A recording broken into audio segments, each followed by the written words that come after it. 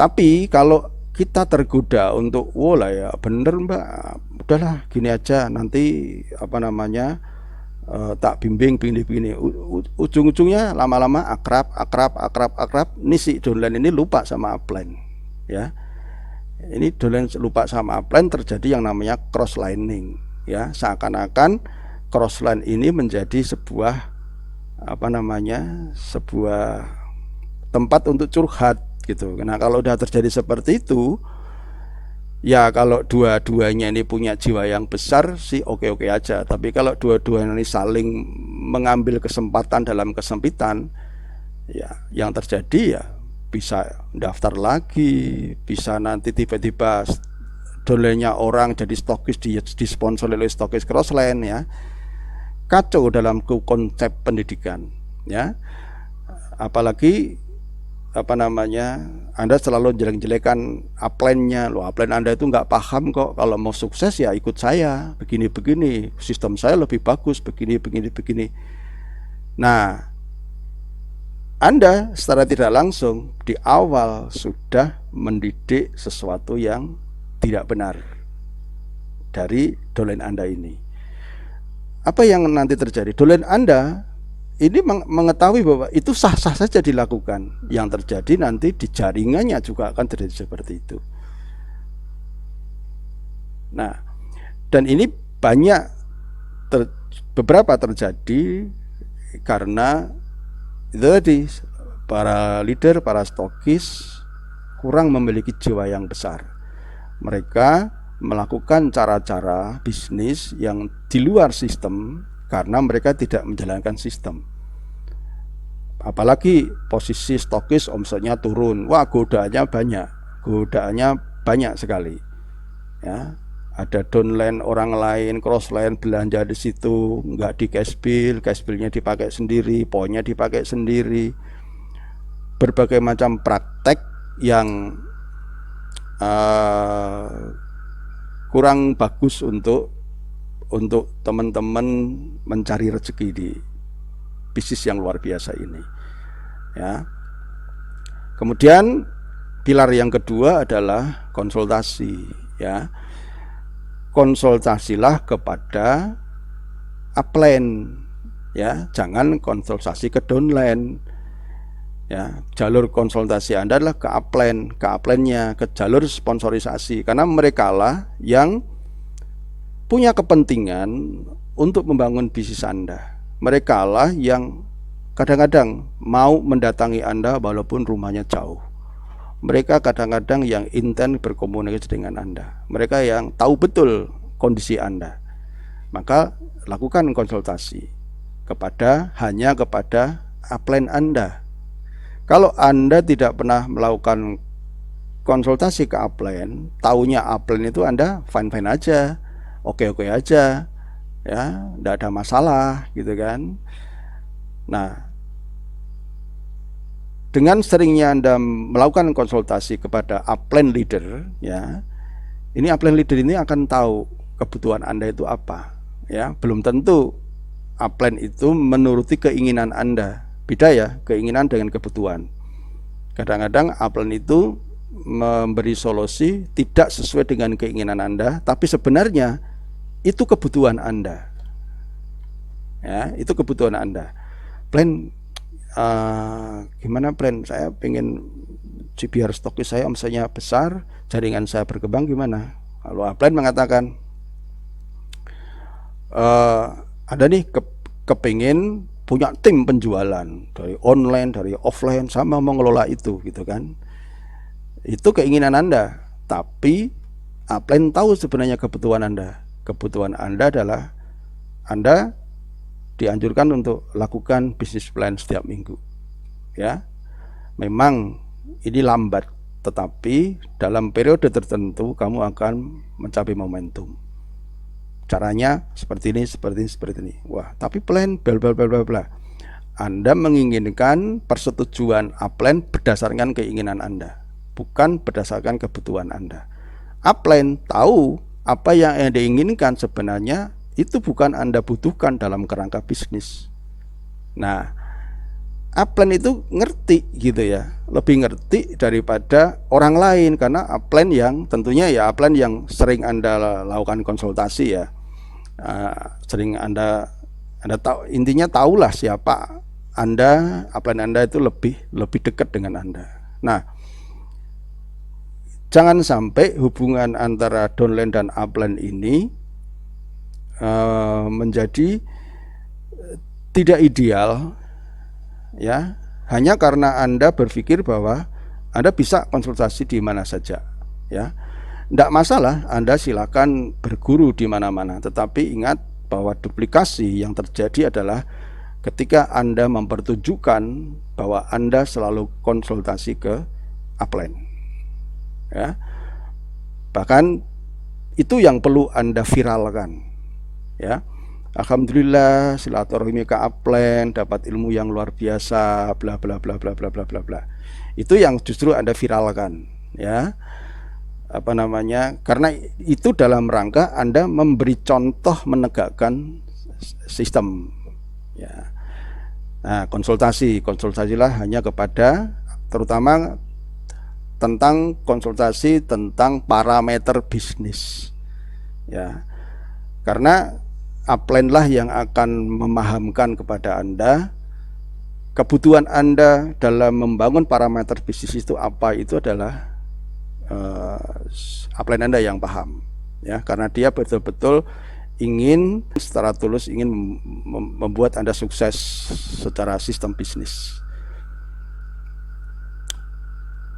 Edifikasi, konsultasi, no cross lining ya.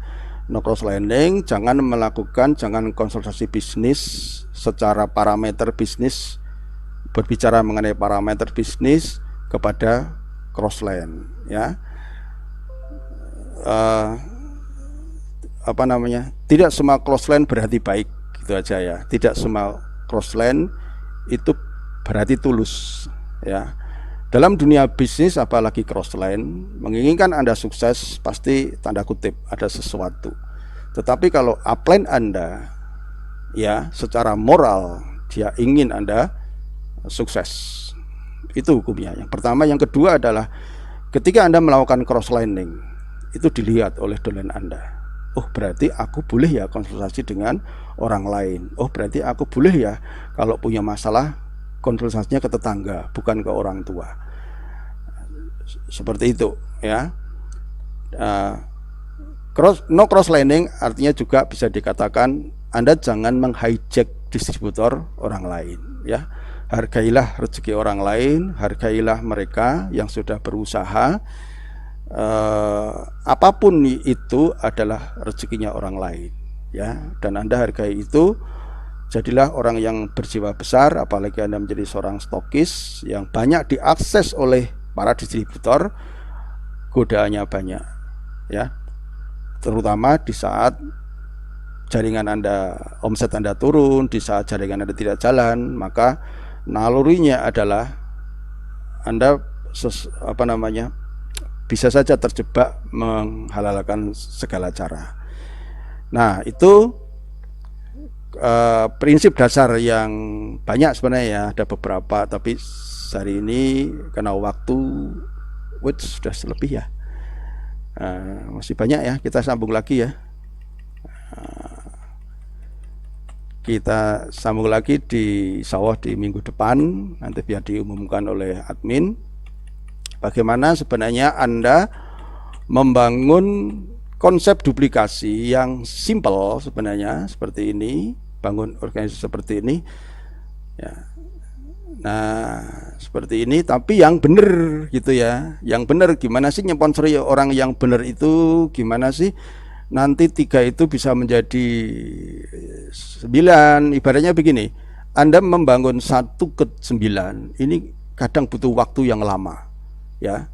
1 ke 27 ini kadang butuh effort yang luar biasa. Tapi kalau Anda benar di sininya, 2, 4, 3 ini akan datang dalam bentuk momentum. Dia akan datang dengan sendirinya ya.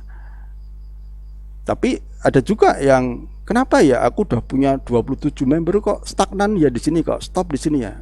Pasti something wrong, ada sesuatu yang secara sistem belum berjalan. Nah, lain waktu kita akan belajar bagaimana teman-teman belajar untuk membangun bisnis ini dengan membangun pondasi yang benar, sehingga kalau pondasi Anda kuat, Anda mau di atasnya mau dibangun lantai 7, 9, 10, bahkan lantai 30, pondasinya tetap kuat ya. Jangan sampai teman-teman membangun sebuah pondasi yang rapuh lalu kemudian membabi buta membangun sebuah gedung bertingkat, yang terjadi hanya masalah waktu, bangunan itu akan runtuh. Oke teman-teman, terima kasih karena waktu juga sudah lebih ya. Kita sambung lagi di sawah ya, di minggu depan atau bulan depan ini. Kira-kira minggu depan atau bulan depan.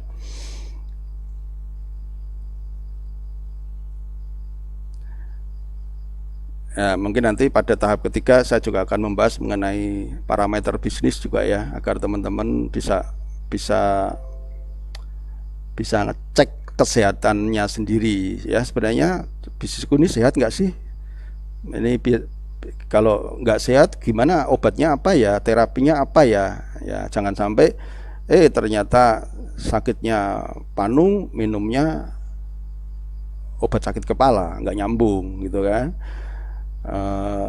Seperti itu kalau Anda tahu tentang parameter bisnis, Anda akan paham dari awal arah perjalanan perkembangan bisnisnya itu mau ngarah kemana, mau nanti berkembang sebesar apa. Itu ketika teman-teman paham tentang parameter bisnis. Tapi sebelum bicara tentang parameter bisnis, teman-teman nanti harus paham tentang yang namanya distributor inti itu seperti apa, bagaimana proses mencari, menemukan, membentuk, dan semua ini kalau dengan ilmu, saya yakin teman-teman menjalankannya itu dengan asik ya, dengan asik karena ngerti ini, karena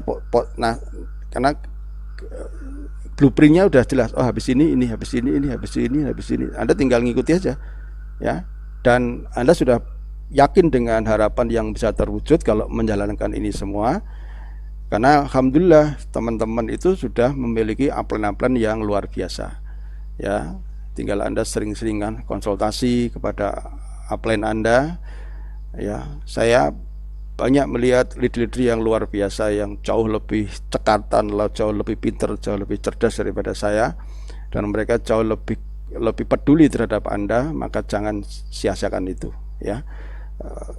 Rapatkan barisan ke upline, minta nasihat, kemudian silaturahmi. Insyaallah hari ini pandemi sudah mulai agak berkurang. Yang penting tetap jaga kesehatan, selalu makan nutrisi yang dianjurkan, yang cocok. Anda cocoknya apa terserah ya, di NASA tinggal milih aja ya. Banyak produk-produk yang luar biasa, silakan tinggal pilih. Dan yang penting selalu bersyukur atas apa yang kita terima hari ini. Memang sesuatu yang harus teman-teman syukuri ya. Teman-teman ada di NASA, ada di komunitas yang luar biasa, ada harapan untuk bisa merubah masa depan yang jauh lebih baik. Banyak orang-orang yang peduli terhadap Anda, terutama para upline Anda ya. Bangun komunikasi yang harmonis, bangun silaturahmi, dan disitulah teman-teman menjadi bagian dari sebuah good team player untuk membangun sebuah ekosistem yang membuat Anda dan jaringan Anda nyaman dan bahagia membangun bisnis ini. Oke, saya kira itu aja. Terima kasih atas atensinya, sampai masih bertahan di 1.700 peserta. Terima kasih. Semoga teman-teman tetap semangat, sehat, dan kita ketemu di puncak kesuksesan. Nikmati prosesnya dan raih hasilnya. Terima kasih. Assalamualaikum warahmatullahi wabarakatuh.